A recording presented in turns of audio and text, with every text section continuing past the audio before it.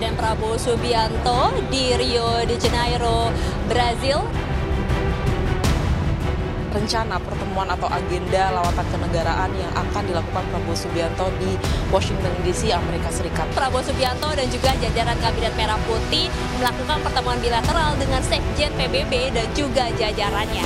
Presiden Prabowo Subianto nampaknya memberikan kesan positif kerjasama antara Indonesia dengan 12 perusahaan.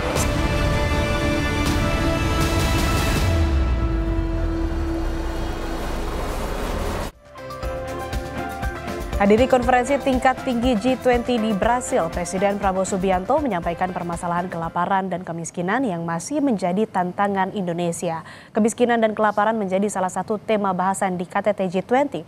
Presiden Prabowo menargetkan Indonesia bisa keluar dari kelaparan pada 3 tahun jalannya pemerintahan.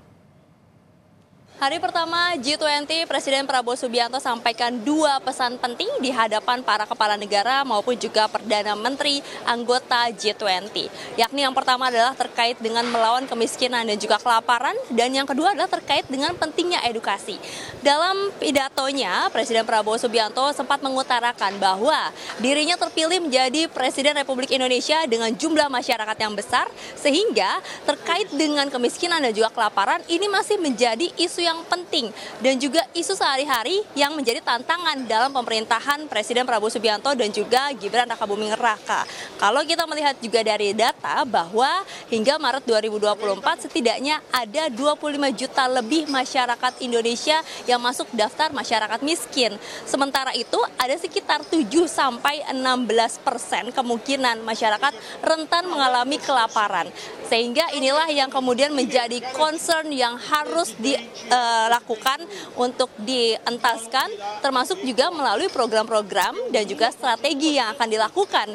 Seperti misalnya ada makan bergizi gratis yang menjadi program prioritas. Lalu kemudian juga dirinya menyebut bahwa optimis dalam 3 tahun ke depan bisa menghapuskan kemiskinan dengan melakukan penahanan ataupun juga melalui swasembada pangan.